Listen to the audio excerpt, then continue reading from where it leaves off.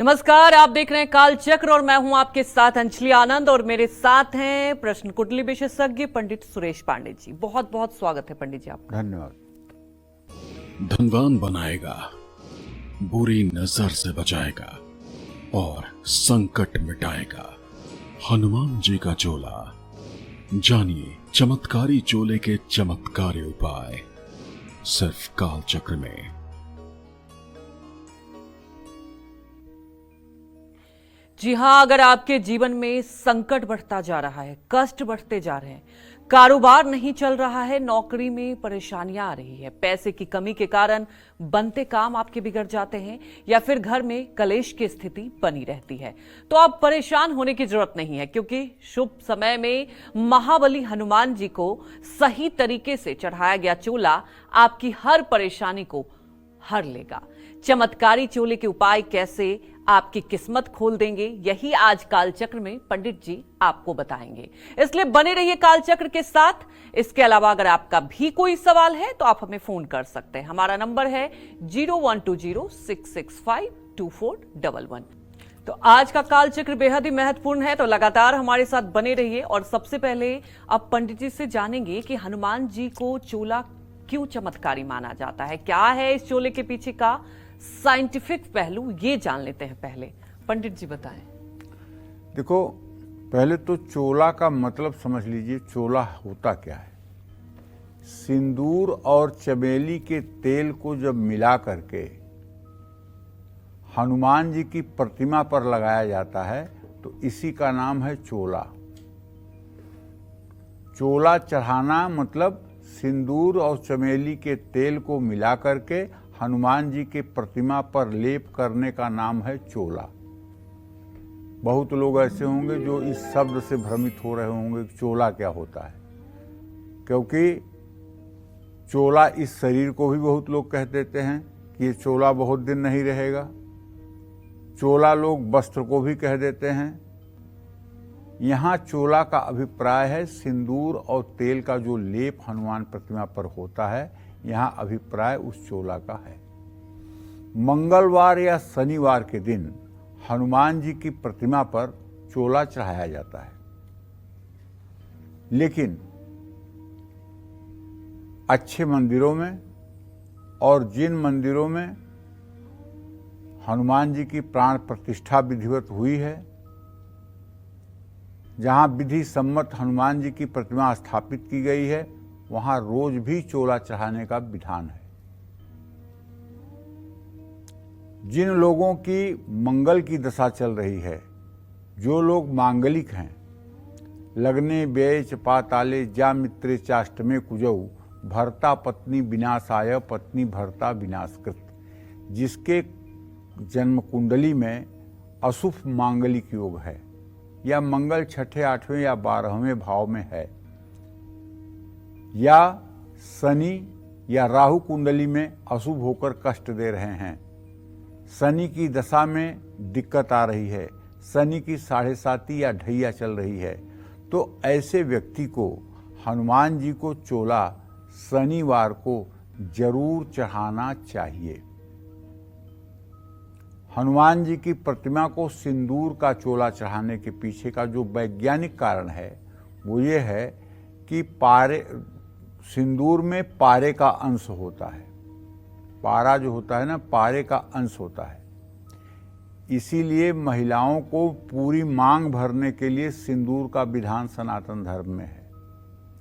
क्योंकि आज जो समय है ना, आज के समय में तो लोगों के पास साबुन की कमी नहीं है, शैम्पू की कमी नहीं है, बहुत सी चीज़ें घरों में पड़ी हुई हैं, तो चाहे महिलाएं रोज़ साबुन से अपना सर धो सकती हैं।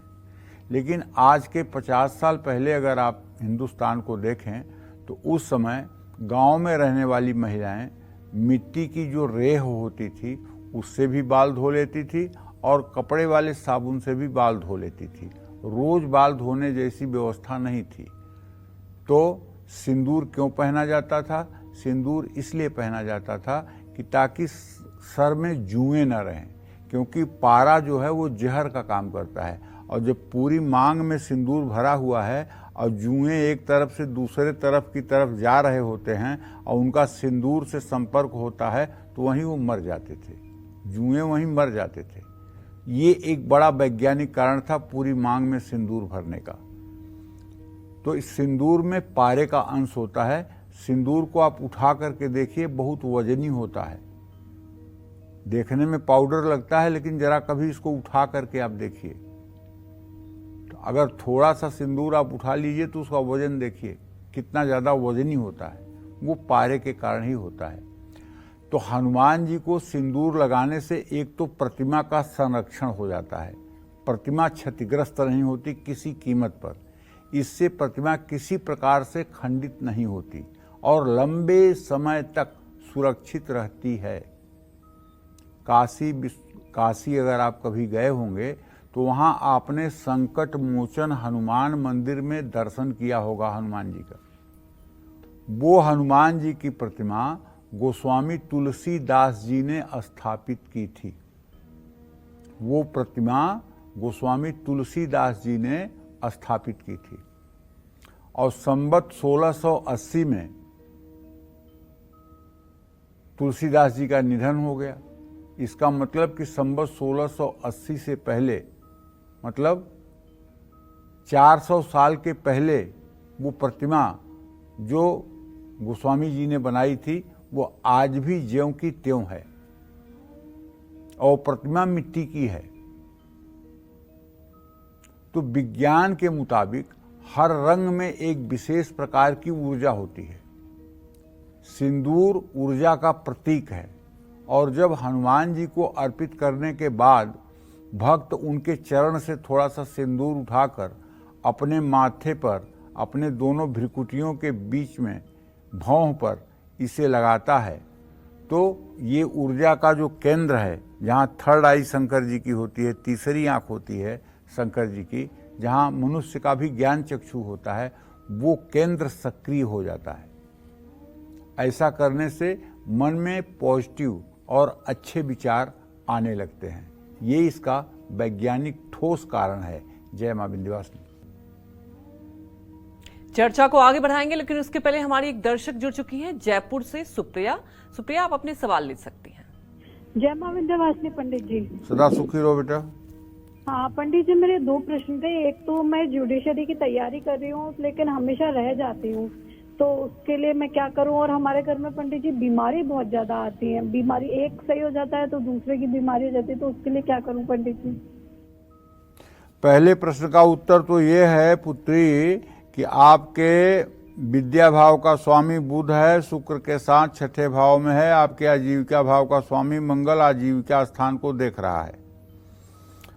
तो आप अगर नौकरी करना चाहती हैं तो आपको नित्य कम से कम 10 माला ओम अंग अंगारकाय नमः का मंत्र जप 50 दिन करना चाहिए। इससे आपके साहस और आत्मविश्वास में वृद्धि होगी। फिर से एक बार सुन लीजिए, ओम अंग अंगारकाय नमः। इसे आप रुद्राक्ष की माला पर 10 माला 50 दिन प्रातः काल अगर कर लें, अशुद्धि के दिनों को छोड़ करके 50 दिन गिनकर कर लें, तो मेरा विश्वास है कि आप जुडिशरी के एग्जाम में अच्छा प्रदर्शन करेंगी।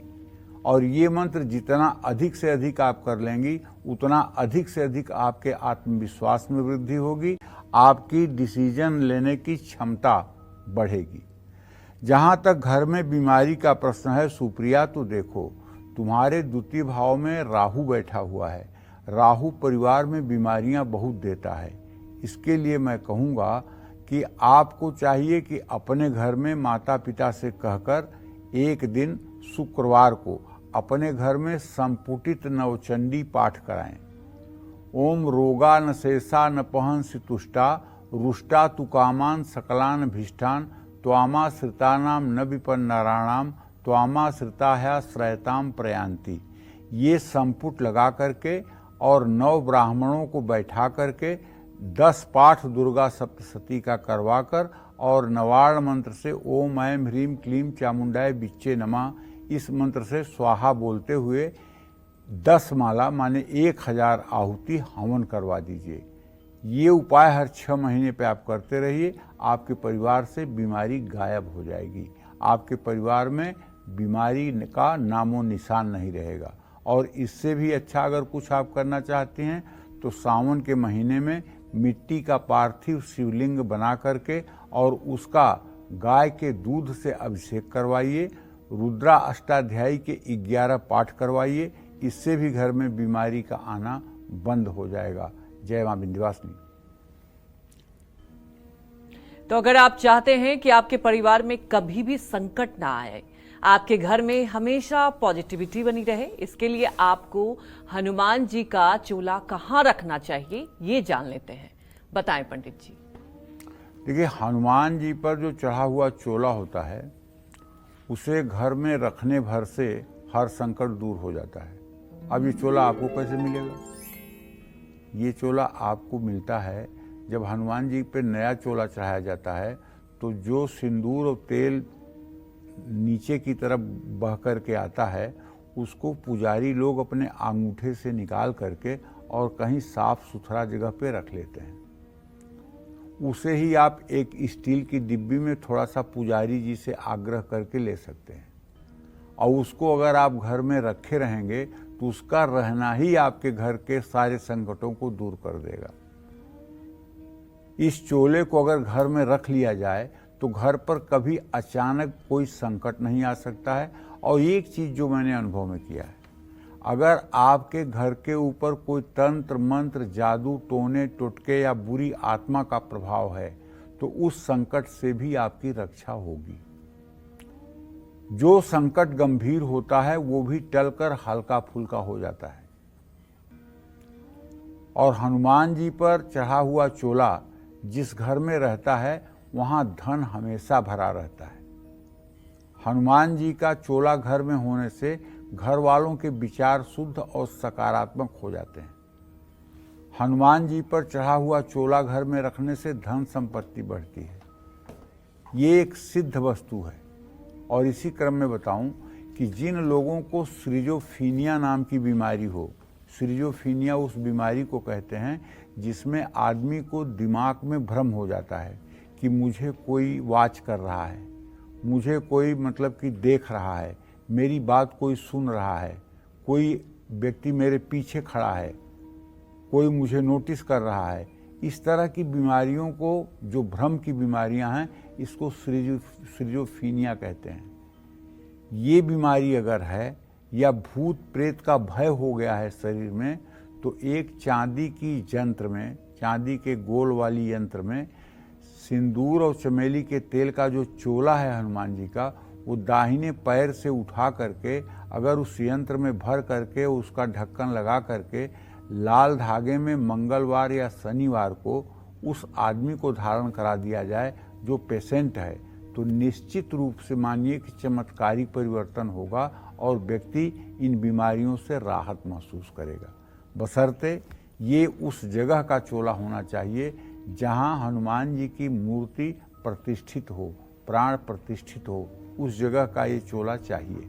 निश्चित रूप से इसका लाभ है, इसमें कोई दो राय नहीं है। जय मां विंध्यवासिनी। तो आगे बताएंगे वृषभ राशि का राशिफल कैसा रहेगा उनका दिन, लेकिन उसके पहले आज ये जान लेते हैं। हमारी एक दर्शक जुड़ चुकी हैं, टीना, गुजरात के भोजपुर से। टीना, आप अपने सवाल पूछ सकती हैं। हाँ, पंडित जी के चरणों में कोटि कोटि प्रणाम। सदा सुखी रहो बेटा। पंडित जी, मुझे अपने हस्बैंड के बारे में पूछना है। उनका नाम है Swaroop Singh Rathore, date of birth है 13 नवंबर 1985, टाइम है 10:15 सुबह, नागौर, राजस्थान जी। मुझे ये पूछना है, मेरे हस्बैंड की जॉब चेंज करने का योग है कि नहीं, और चेंज करेंगे तो वो जॉब कैसी रहेगी, अच्छी रहेगी कि नहीं। और दूसरा प्रश्न मेरा ये है कि दूसरी संतान का योग है कि नहीं, और हम प्रॉपर्टी कब तक खरीद पाएंगे पंडित जी। देखिए, पहले प्रश्न का उत्तर तो ये है कि अभी आपके पतिदेव को नौकरी नहीं बदलना चाहिए, क्योंकि अगर नौकरी अभी बदलेंगे तो निर्णय गलत होगा और जो भविष्य के लिए अच्छा नहीं होगा। ये कम से कम अभी मान के चलो कि 14 जनवरी तक नौकरी इन्हें नहीं बदलनी चाहिए। जहां नौकरी चल रही है ये भी संतोषजनक नौकरी है, कोई बुरा नहीं है, लेकिन थोड़े से ज़्यादा पैकेज के लिए अगर नौकरी बदल देंगे तो वहाँ स्थायित्व तो नहीं मिलेगा और फिर परेशानी खड़ी हो जाएगी। क्योंकि जो आपने प्रश्न किया है उसमें स्थिर राशि में शनि है और स्थिर राशि में जीविका भावेश मंगल है। तो जब स्थिर राशि में है तो इसका मतलब जहाँ हैं वहीं कुशल से रहेंगे। दूसरा प्रश्न तुमने किया है दूसरे बच्चे के लिए, तो देखो स्वगृही शनि पंचम भाव में है प्रश्न लग्न से और शुक्र से षडाष्टक योग की स्थिति है।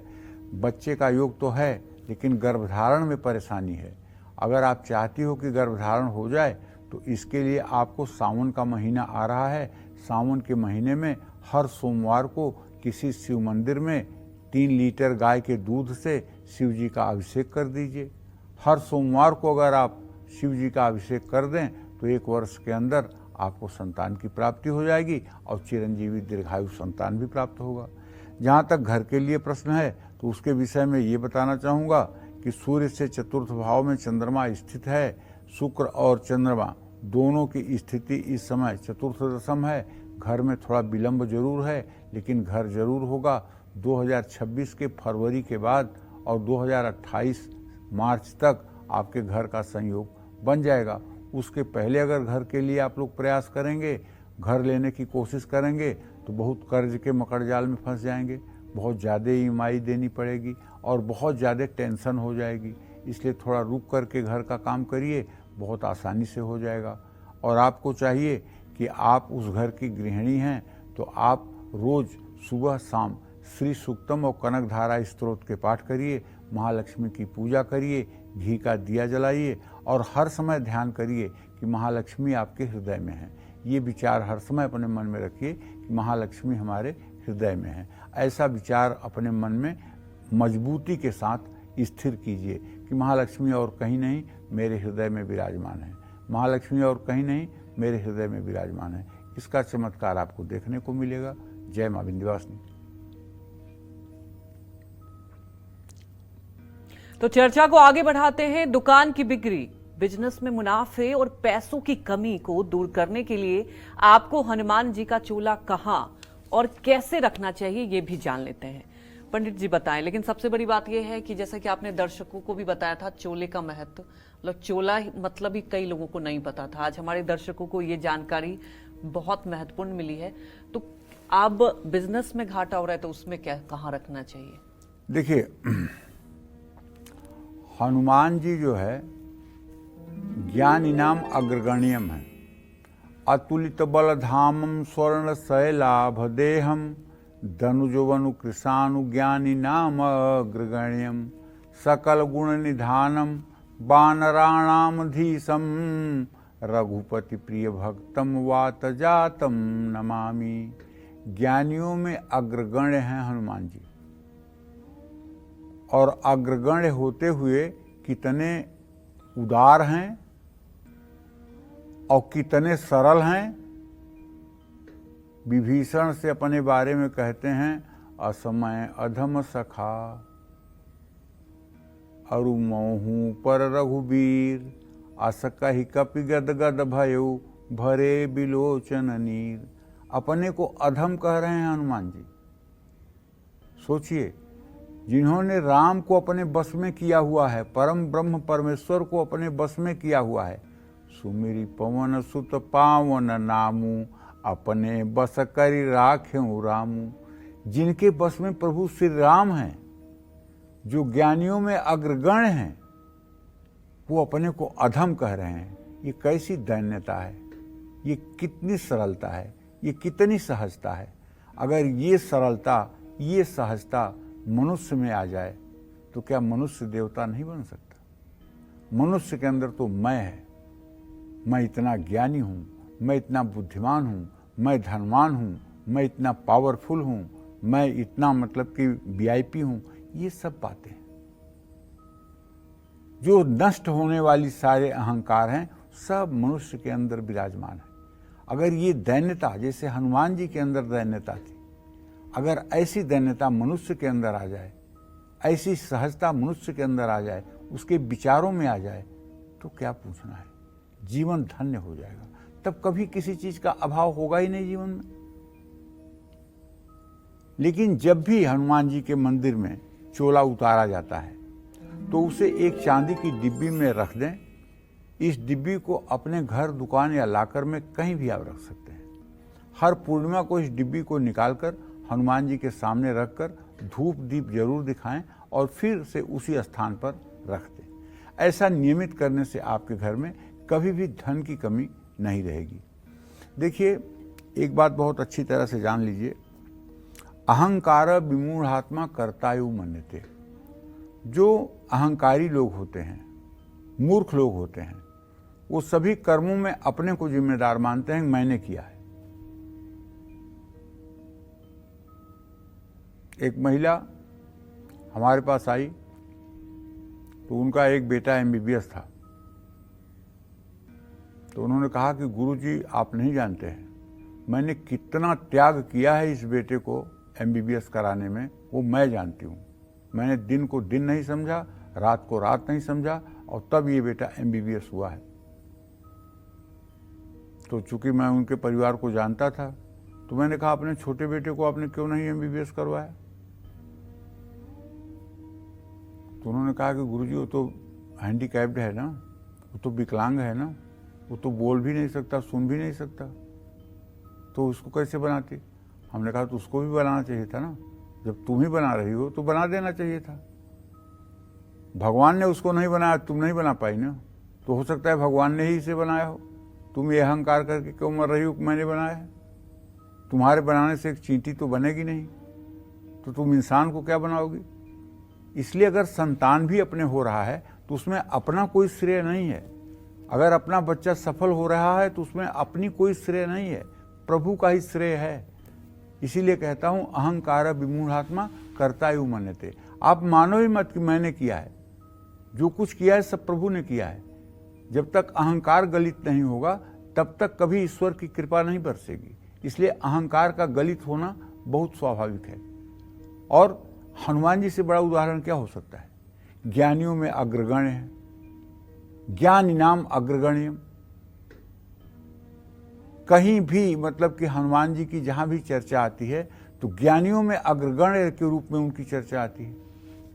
तो कहने का मतलब यह है, गलत डिसीजन अगर लेंगे तो उसका परिणाम गलत होगा। और अगर हनुमान जी की आराधना में लगे रहेंगे, हनुमान जी को समर्पित अपने आप को कर देंगे, तो सतमार्ग पर चलेंगे और जीवन सफल रहेगा। कभी किसी चीज का अभाव होने का कोई मतलब ही नहीं है। जय मां विंध्यवासिनी। कलयुग के देवता हनुमान जी का चोला कैसे हमारे कष्टों और संकटों को हरेगा और पूरी करेंगे हमारी हर इच्छा, यही बता रहे हैं आज आपको पंडित जी। तो चलिए अपनी चर्चा को आगे बढ़ाते हुए बात करते हैं उन लोगों की जिनका कोर्ट के सालों से चल रहा है, जिनको तरक्की बिल्कुल नहीं मिल रही है और जिनको विरोधी परेशान कर रहे हैं। ऐसे लोगों को हनुमान जी का चोला कहां रखना चाहिए और क्या कुछ करना चाहिए, ये उपाय जान लेते हैं। बताएं पंडित जी। देखिए, आपके विरोधी आपको अगर बहुत परेशान कर रहे हैं और आपकी तरक्की में बाधा बन रहे हैं, तो हनुमान जी का चोला आपके लिए सुरक्षा कवच भी बन सकता है, बशर्ते आप सही मार्ग पर हों, आप अन्याय पर न हों, आप गलत अधिकार न दिखा रहे हों। अगर आप सही हैं, निर्दोष हैं और आपके साथ कोई दूसरा आपको पीड़ित कर रहा है, तो ये हनुमान जी का चोला आपके लिए बुलेट प्रूफ का काम करेगा। आप किसी कानूनी मामले में अगर बेकसूर होने के बाद भी फंस गए हैं, वो मुकदमा सालों साल से चल रहा है, तो इसमें भी हनुमान जी का चोला आपके लिए रामबाण होगा। शनिवार या मंगलवार को हनुमान जी का चोला लेकर उसे पीले कपड़े में बांधकर डिब्बी में रखिएगा, तब पीले कपड़े से बांधिएगा। पंचमुखी हनुमान स्तोत्र का पाठ करिए, इससे विरोधी आपको नुकसान नहीं पहुंचा पाएंगे। अगर और चमत्कार करना हो, आपको और ज्यादा कष्ट हो और शत्रु बाधा से आप एकदम बिलबिला रहे हों, जीवन का रास्ता ही नहीं सुझाई पड़ रहा है कि अब निकलें कहां से, तो मैं कहूंगा अच्छे विद्वान से परामर्श करके हनुमान लांगूल स्तोत्र, हनुमत लांगूल स्तोत्र का 1100 पाठ करवा लीजिए। इसे सब पंडित नहीं कर सकते हैं, पहली बात जान लीजिए।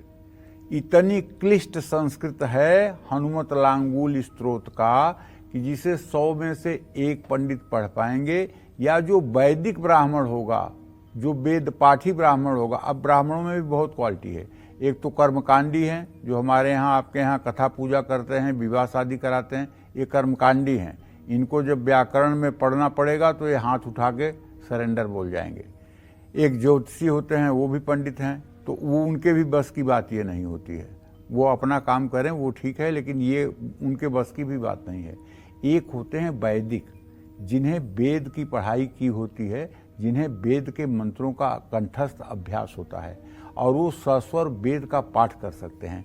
तो वैदिक ब्राह्मण अगर होगा तभी लांगूल स्तोत्र का पाठ शुद्ध कर पाएगा, वरना नहीं कर पाएगा। ऐसे ऐसे शब्द उसमें लिखे हुए हैं कि एक बार मैं भी पढ़ने की कोशिश करता हूँ तो चकरा जाता हूँ और ठीक से नहीं पढ़ पाता हूँ। मैं कोई छिपाने की बात नहीं कर रहा हूँ। इसलिए काशी में अच्छे अच्छे वैदिक ब्राह्मण हैं जो एकदम इतना बढ़िया पाठ करते हैं जिसकी कोई सीमा नहीं। तो अच्छे ब्राह्मण से ये लांगूल स्तोत्र का अगर 1100 पाठ करा लिया जाए तो मैं दावे के साथ कहता हूँ, सहस्राबाहु की तरह भी अगर आपका शत्रु हो तो वो भी पल भर में नष्ट हो जाएगा और हनुमान जी आपकी रक्षा करेंगे, इसमें कोई संदेह नहीं है। जय मां विंध्यवासिनी। तो इंटरव्यू में सफलता पाने के लिए और बिगड़े काम बनाने के लिए हनुमान जी का चोला कैसे अपने पास रखें, ये भी जान लेते हैं। बताएं पंडित जी। देखिए, अगर आप किसी विशेष कार्य के लिए घर से निकल रहे हैं या नौकरी के इंटरव्यू या कोई महत्वपूर्ण कार्य के लिए जा रहे हैं तो हनुमान जी पर चढ़ा हुआ चोला चांदी की डिब्बी में डालकर अपने साथ ले जाएं। इससे आपके हर कार्य में सफलता मिलेगी और दुर्घटना से भी आपका बचाव होगा। अगर चांदी की डिब्बी नहीं है तो चांदी की ताबीज टाइप की जो मतलब कि गोल वाली यंत्र होता है, उसी में पुजारी को कुछ दक्षिणा दे करके और उसमें वो सिंदूर तेल का जो लेप हनुमान जी के दाहिने पैर पर है उसे उठा करके उसमें भरवा करके और उसका ढक्कन लगा करके लाल धागे में पहन कर अगर आप जाएं तब भी आपको 100% सफलता मिलेगी। हनुमान जी की कृपा, क्योंकि वो ज्ञानियों में अग्रगण्य हैं। जो भी आपसे प्रश्न किया जाएगा उसके लिए आपकी रिकॉल मेमोरी इतना स्ट्रांग हो जाएगी कि तुरंत जवाब आपके मुंह पे होगा और आप सामने वाले को संतुष्ट कर पाएंगे। एक बात जान लीजिए, जब तक आपके अंदर आत्मविश्वास नहीं होता है तब तक आपके चेहरे पर कांति नहीं दिखाई देती है। आत्मविश्वास अगर नहीं है तो चेहरा हर समय मुरझाया हुआ लगता है। जब आत्मविश्वास रहता है तो व्यक्ति सूर्य की तरह चमकने लगता है। काले गोरे रंग पर मत जाइए कि कौन गोरा है कौन काला है, किसका फेस बहुत अच्छा लगना, वो एक अलग चमक होती है। सफलता और आत्मविश्वास की चमक एक अलग चमक होती है। और आत्मविश्वास जो बनता है वो दैव कृपा से बनता है और सात्विक सोच से बनता है।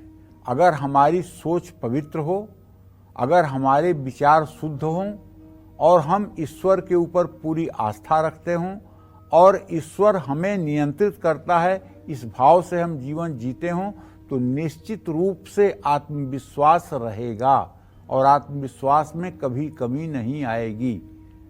ये बात उन लोगों के लिए ज़्यादा महत्वपूर्ण है जिनके जन्म कुंडली में सूर्य नीच राशि में या नीच नवांशक में है, या चंद्रमा शनि राहु केतु के साथ है या शनि राहु केतु से दृष्ट है। ये उन लोगों के लिए रामबाण उपाय है, क्योंकि ये लोग हर समय नकारात्मक ऊर्जा से ही घिरे रहते हैं। ये सुख में भी सुख का अनुभव नहीं करते, सुख में भी ये दुख का ही चिंतन करते हैं। ऐसे लोगों का जीवन बोझ की तरह आगे बढ़ता है। इसलिए अगर जीवन को बढ़िया और सुखमय जीना चाहते हैं तो तो आत्मविश्वास ठीक होना चाहिए, और आत्मविश्वास को ठीक करने के लिए भगवान सूर्य नारायण और हनुमान जी की उपासना करनी चाहिए, और ये चोला अपने गले में ताबीज से हृदय पर धारण करना चाहिए। जय मां विंध्यवासिनी। तब आगे जान लेंगे कन्या राशि का राशिफल कैसा रहेगा आज का उनका पूरा दिन, कामकाज, रिश्ते, सेहत, और साथ ये भी जानेंगे कि आज क्या कुछ उनको खास उपाय करना चाहिए। चलिए कन्या राशि के जातकों को बता दूं कि आपके राशि में केतु की स्थिति है। आपके व्यय भाव का स्वामी सूर्य अब एकादश भाव में आ गया है। इसका मतलब खर्चा बढ़ेगा। अगर किसी एक्सपर्ट की राय आप लें तो आपके काम में सुधार हो सकता है। प्यार और मेलजोल बढ़ेगा। बच्चों की सेहत को लेकर परेशान हो सकते हैं। अपनी योजनाएं किसी से साझा न करें। लक्ष्मी चालीसा का सुबह शाम पाठ करें। शुभ अंक आपके लिए 3 है। शुभ रंग आपके लिए गुलाबी है। जय मां विंध्यवासिनी।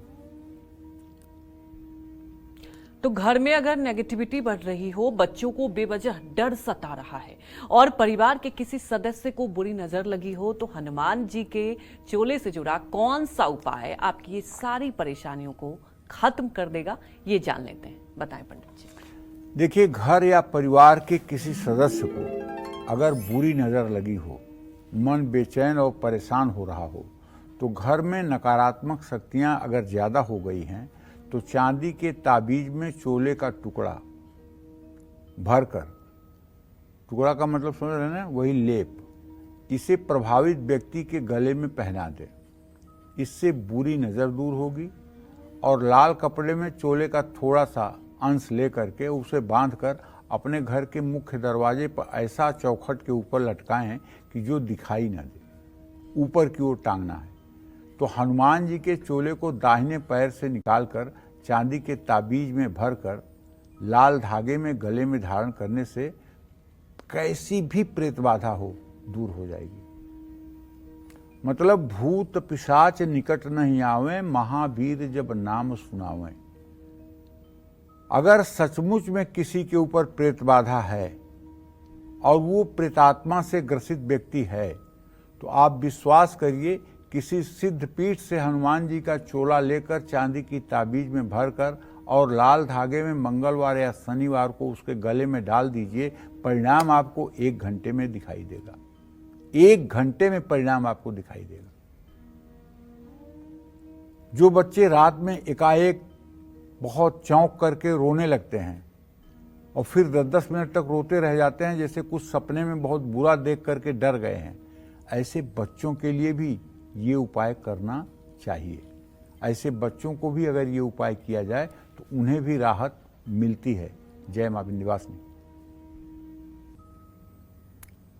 तो हनुमान जी के चोले के चमत्कार तो आपने जान ही लिया, लेकिन हनुमान जी को चोला कैसे चढ़ाना चाहिए ये भी जान लेते हैं, क्योंकि ये बहुत महत्वपूर्ण है। बताएं पंडित जी।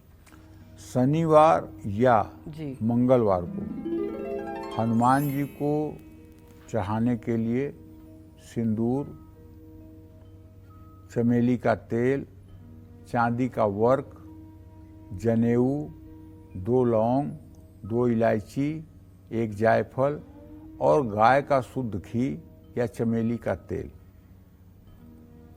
हनुमान जी की प्रतिमा के सामने खड़े होकर दोनों हाथ जोड़कर पहले प्रार्थना करनी चाहिए। हनुमान जी की प्रतिमा से जनेऊ और लंगोट पहले उतारना चाहिए। 1 कटोरी में सिंदूर, गाय का घी या चमेली का तेल डालकर एक लेप तैयार करना चाहिए। 1 कपड़े से हनुमान जी की प्रतिमा को साफ करना चाहिए, नए कपड़े से। फिर दाहिने हाथ से सबसे पहले हनुमान जी के पैरों में सिंदूर लगाएं। हनुमान जी के चरणों से शुरू करके सिर तक सिंदूर का लेप लगाएं। इसे सृष्टि क्रम कहते हैं। इसे देवता सौम्य रहते हैं। ऊपर से नीचे की ओर लेप लगाने को संहार क्रम कहते हैं। इससे देवता उग्र हो जाते हैं। तो लेप हर समय नीचे से लगाना शुरू करना है और ऊपर तक लगाना है, ये सृष्टि क्रम होगा। और ऊपर से लगाते हुए नीचे आएंगे तो ये संहार क्रम होगा, ये उचित नहीं है। तो लेप लगाने के बाद हनुमान जी की प्रतिमा को पहले जनेऊ चढ़ाएं, ओम यज्ञोपवीतम परमं पवित्रम प्रजापतिर्यं सहजं पुरस्तात् आयुष्यमग्यम प्रतिमुंच शुभ्रम यज्ञोपवीतम बलमस्तु तेजः। जनेऊ जो है हल्का सा हल्दी लगाकर जनेऊ में, और जनेऊ जो है हनुमान जी को पहनानी चाहिए। हनुमान जी को चांदी का वर्क जब चोला लग जाए तो उसके बाद उनके प्रतिमा पर जगह जगह चांदी का वर्क चिपका देना चाहिए। चांदी के वर्क हनुमान जी के दोनों पैरों पर, नाभि स्थान के नीचे, गले पे, मस्तक पर, गदा और हाथ में लिए पर्वत पर लगाना चाहिए। हनुमान जी की प्रतिमा के सामने घी का दिया जलाना चाहिए।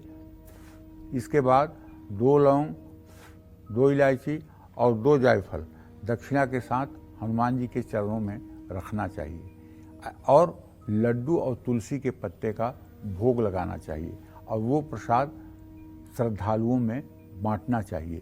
इससे सारी मनोकामना पूरी होती है। जय मां विंध्यवासिनी। तो हमारे एक दर्शक जुड़ चुके हैं दिल्ली से, सुनील आप अपने सवाल पूछ सकते हैं। हाँ पंडित जी, आपके चरणों में कोटि कोटि प्रणाम। हाँ, सदा सुखी रहिए। मैं अपने छोटे बेटे रोहन के लिए 4 प्रश्न पूछने की प्रार्थना चाहता हूँ। जी। मेरे बेटे का जन्म तिथि है 20 जनवरी 1997 प्रातः 12:35। 19 जी। की रात और 20 की सुबह। जी। मैं बेटे के शादी के बारे में पूछना चाहता हूँ, इसकी शादी कब तक होगी? और गुरुजी, इसकी शादी लव मैरिज होगी या अरेंज मैरिज होगी? और तीसरा प्रश्न है गुरुजी, ये विदेश में रहेगा या हिंदुस्तान में रहेगा?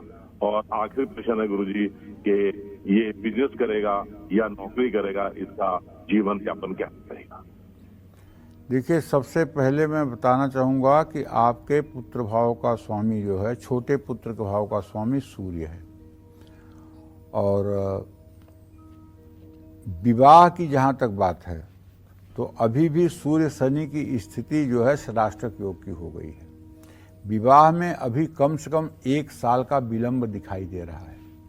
इनके विवाह के योग फरवरी 2025 से बनने शुरू होंगे और फरवरी 2026 के मध्य इनका विवाह हो जाएगा। 29वें वर्ष में इनके विवाह का योग है। तो इस तरह से 28 वर्ष का पूरा होने के बाद ही विवाह का संयोग बनेगा। विवाह में शीघ्रता हो, इसके लिए इन्हें 7 शनिवार पीपल के पेड़ के नीचे सरसों के तेल का दिया जलाना चाहिए और पीपल की 7 परिक्रमा भी करनी चाहिए। दूसरी बात, आपने इनके बारे में जो पूछा है विदेश जाने के लिए, तो देखिए चंद्रमा चर राशि में बैठा हुआ है, गमनेश चर राशि में बैठा हुआ है। विदेश जाने के लिए जब भी प्रयास करेंगे उसमें इनको जरूर सफलता मिलेगी, इसमें कोई दो राय नहीं है। और विदेश में इनका भाग्योदय भी होगा। जहाँ तक ये प्रश्न है कि ये नौकरी करेंगे या व्यवसाय करेंगे, तो इसके बारे में बताऊं कि 10वें भाव में राहु बैठा हुआ है। ऐसे में आदमी को नौकरी ज़्यादा सूट करती है, व्यवसाय कम सूट करता है। ऐसा आदमी रिस्क लेने में बहुत मतलब कि सफल नहीं होता है। ऐसे आदमी को रिस्क नहीं लेना चाहिए, बिना रिस्क वाले काम करना चाहिए। और नौकरी में रिस्क नहीं है, व्यवसाय में रिस्क है। तो ये करेंगे तो नौकरी ही, इनकी मानसिकता नौकरी के लिए ही है। हाँ, आपने एक बात पूछा है कि लव मैरिज होगा तो अरेंज मैरिज होगा, तो इसके बारे में तो मैं यही कह सकता हूँ कि सूर्य शनि का सदाष्टक योग है, तो लव मैरिज तो मुझे कहीं दूर दूर तक नहीं दिखाई दे रही है। अब आपको ही सोचना चाहिए कि इनका विवाह कैसे कराना है। जय मां विंध्यवासिनी। हमारी एक दर्शक जुड़ चुकी हैं जयपुर से, नीता। आप अपने सवाल पूछ सकती हैं। पंडित जी प्रणाम। हाँ, सदा सुखी रहिए। पंडित जी, मेरे पति हैं, उनका जन्म है 20 नवंबर 1945 7:30 बजे शाम को, चूरू राजस्थान। पंडित जी ने तो ये देवी देवता को मानते, पीना खाना सब, मार पिटाई सब सारी जिंदगी इन्होंने किया। मैं गुरु बनाना चाहती हूँ, बनाए हैं तो मुझे डांटते हैं और आर्य समाज की एक चर्चा लेके बैठ जाते हैं। बहुत जीवन नरकमय कर रखा है। आप बताइए इनकी वजह क्या है? कोई दोष है, कोई परेशानी है क्या है? और अब देखिए नीता जी, ऐसा है कि अब ये 79 साल के हो गए। अब इनके अंदर कोई सुधार कर दे, ये तो मुझे नहीं लगता है। भगवान ही सुधार कर सकते हैं, क्योंकि नेचर और सिग्नेचर जो है ये बचपन में तो बदले जा सकते हैं, लेकिन बड़े होने के बाद नहीं बदले जा सकते हैं। नास्तिकता अगर इनके अंदर भरी हुई है तो उस नास्तिकता को आस्तिकता में प्रभु ही बदल सकते हैं। हाँ, एक बात इतना आपसे कहना चाहूँगा कि उनकी वजह से आप अपना भजन मत बिगाड़िए। वो चाहे जैसा व्यवहार कर रहे हैं उनके प्रति दोष दर्शन मत करिए, और अपने मन में कोई एक नाम प्रभु का जो आपको अच्छा लगता हो, राम सीताराम, राधा कृष्ण, सांब सदा शिव, शिव शिव, जो भी नाम आपको प्यारा लगता हो, जो नाम में आपको आकर्षण हो, उसी नाम का आप कुछ भी करते रहिए, उसी नाम का अपने मन में सुमिरन करते रहिए, वही नाम आप अपने मन में चलाते रहिए। और जब आपका नाम 2-4 घंटे रोज चलने लगे, आपको लगे कि 2-4 महीने बीत चुके हैं, तब उसके बाद में उस देवता से प्रार्थना करिए कि आप मेरे पति को सद्बुद्धि दीजिए और इन्हें भी धार्मिक वातावरण में प्रभु इनका भी कल्याण करिए। आपकी ये प्रार्थना निश्चित रूप से सुनी जाएगी और आपके इष्ट उनके मन मस्तिष्क को बदलेंगे और उनकी जीवन शैली बदलेगी, और वो अपने जीवन के लिए अच्छा सोचेंगे, अच्छा करेंगे और सात्विक हो जाएंगे। जय मां विंध्यवासिनी। ये दिया है हमारे साथ फोन लाइन पर भी मौजूद हैं। दिया, आपकी सारी डिटेल पंडित जी को बता दिया गया है, आप अपने सवाल पूछ सकती हैं। प्रणाम पंडित जी। सदा सुखी रहो बेटा। पंडित जी, मुझे ना अपने स्वास्थ्य के लिए पूछना है। एक तो मेरा पाचन बहुत कमजोर है और मुझे माइग्रेन बहुत ज्यादा रहता है। कई बार हॉस्पिटल में इंजेक्शन कराने जाना पड़ता है जब इतना ज्यादा माइग्रेन बढ़ जाता है। मैंने जब अपना कुंडली सब दिखाया ना पंडित जी, तो मुझे बोलते कि आपका बृहस्पति बहुत गड़बड़ है, इसमें बहुत आपको भविष्य में जाके गंभीर समस्याओं का सामना करना पड़ेगा, तो आप इसका करवाइए उपाय। क्या ये सही है पंडित जी? अगर है तो प्लीज बताएं। और देखो बेटा, ऐसा है, मैं बता रहा हूँ, आप मेष लग्न और मीन राशि में पैदा हुई हैं। 23 सितंबर 1983 आपकी डेट ऑफ बर्थ है। रात को 8:58 पे आप भटिंडा पंजाब में पैदा हुई हैं। अब इस हिसाब से एक तो शनि की 7.5 आपके ऊपर चल रही है, और ये 7.5 आपकी जो है सन 2028 तक रहेगी। तो ऐसे में ये कहना चाहता हूँ कि पहला काम तो ये करो कि किसी पीपल के नीचे शनिवार की शाम सरसों के तेल का दिया जलाना शुरू करो, पीपल की 7 परिक्रमा करो।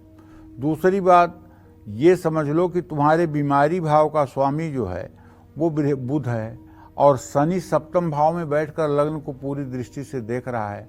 तुम्हें डाइजेशन की बहुत बड़ी समस्या है, डाइजेशन बिल्कुल हो नहीं पाता है, तुम्हारी जठराग्नि बहुत मंद है, जो खाती हो उसी तरह से पेट में रखा रह जाता है।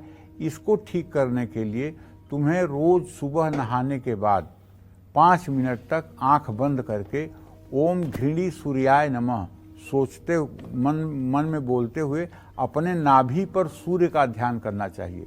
अगर ज़्यादा जलन महसूस होने लगे तो बंद कर देना, लेकिन अगर जलन न महसूस हो नाभि पर तो इस मंत्र को 5 मिनट सूर्य उगते हुए सूरज का ध्यान नाभि पर करके और करो, तो इससे निश्चित रूप से तुम्हारी डाइजेशन की पावर अच्छी हो जाएगी। तुम्हारा जो मूलाधार मणिपूरक चक्र है वो एक्टिवेट हो जाएगा। दूसरी बात ये कहना चाहता हूँ कि देखो, स्वास्थ्य में शनि का सप्तम में जाना एसिडिटी और गैस की भी प्रॉब्लम देता है, तो ज़्यादा समय तक खाली पेट भी नहीं रहना चाहिए और कुछ तेल घी वाली चीज़ों का भी सेवन नहीं करना चाहिए। इससे आपकी तबीयत ठीक हो जाएगी और बाकी आपका भविष्य ठीक रहेगा। कोई घबराने की बात नहीं है, केवल सेहत को लेकर के थोड़ी सी सावधानी है, जिसे आप जरूर करिए, इसमें आपको लाभ मिलेगा। जय मां विंध्यवासिनी। चलिए पंडित जी से जानते हैं कि हनुमान जी को चोला चढ़ाते हुए किन बातों का खास ख्याल रखना चाहिए, बताएं पंडित जी। देखिए, महिलाओं को हनुमान जी को सिंदूर का चोला नहीं चढ़ाना चाहिए। ऐसा मैं इसलिए कह रहा हूं कि शारीरिक बनावट के कारण महिलाओं में अशौच की स्थिति रहती है, शारीरिक बनावट के कारण। और दूसरी बात, महिलाओं के अंदर जो होती है वो निगेटिव ऊर्जा होती है, नकारात्मक। ये नकारात्मक का मतलब ये मत समझिएगा कि बुरा विचार वाला, नहीं, वो नहीं। ऋणात्मक और धनात्मक दो प्रकार की शक्तियाँ होती हैं जिससे मिलकर के सृष्टि बनती है। पुरुषों में धनात्मक ऊर्जा होती है, स्त्रियों में ऋणात्मक ऊर्जा होती है।